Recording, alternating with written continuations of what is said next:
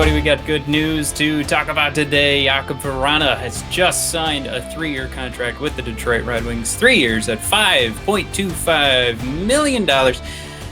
This is something that you could make an argument going either way. Is this better for Detroit or Jakub Vrana? And I feel like this is that's the absolute best way to look at any contract. If you're having a tough time deciding who made out on all this, hey, it's thumbs up all around. So what makes it difficult to put a finger on who actually won the contract negotiation here? Well, it's all started a couple days ago when Elliotte Friedman shared on Twitter that Vrana was asking for $5.7 million, and the Red Wings were offering $3.65 million.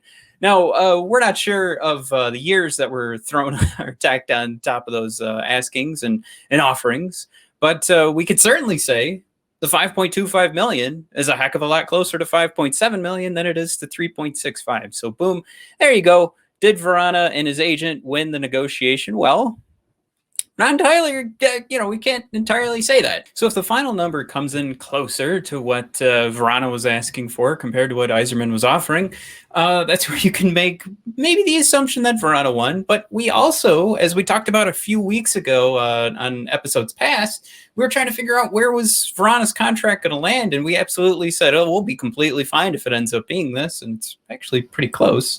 But Evolving Hockey had the projected turn to be at 4, but the cap hit to be at $5.5 million. Again, this is where the argument starts that, save a little bit of cash anywhere you can. And there's always the analytical approach to say what a player is owed based on performance and based on what other players in the NHL are getting. And if your agent can't hit this number or go higher, is it a failure? Or do we just play the game that it was close enough? Or do we just say Yzerman got as much back from this contract as he could? 3 different options, all viable. Like I said, it's tough to put a finger on. Did Vrana win this? Was this another Yzerman fleece? Fleece? Absolutely not. Was it another victory in the Yzerman books? Sure, because you're also inking a guy like Vrana for 3 years who's shown incredible ability.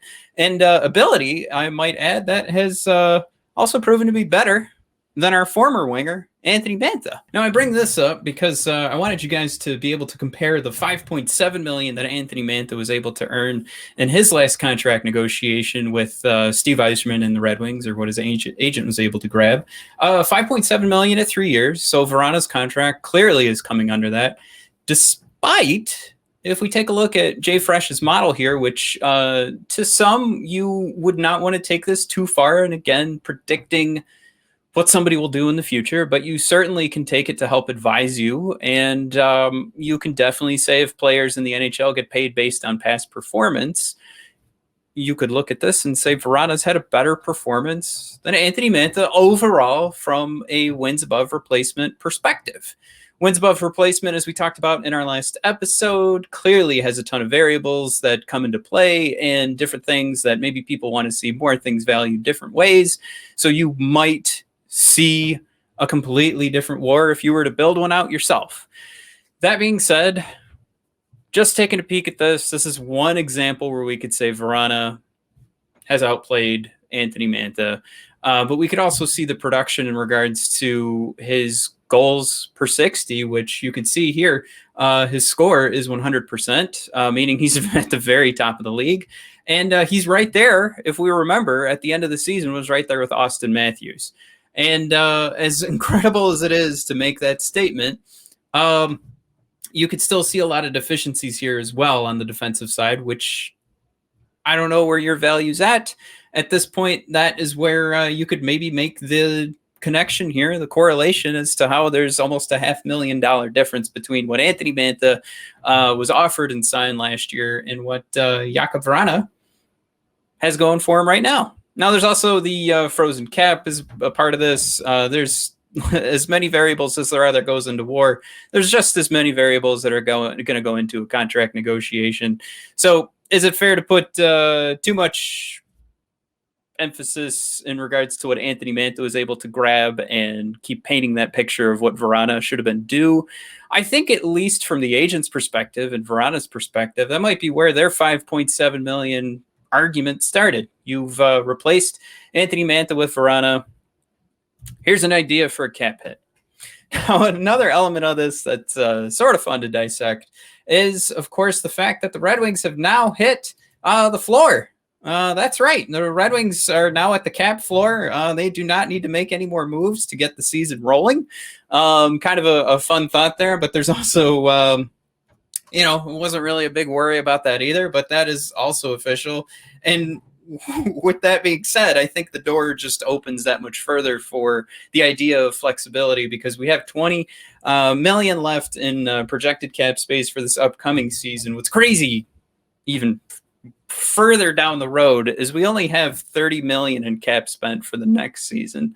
So Jakub Vrana gets inked. He's in there for 3 years. I think we all loved what we saw at the end of last season. I think if we got 80% of what we saw at the end of last season from Jakub Vrana, we're all going to be pretty pleased with especially with this contract, but especially having Vrana locked up for 3 years.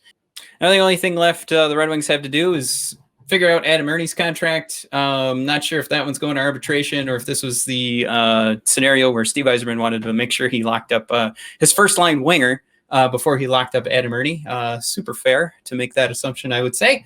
But like I said, you hit the cap floor.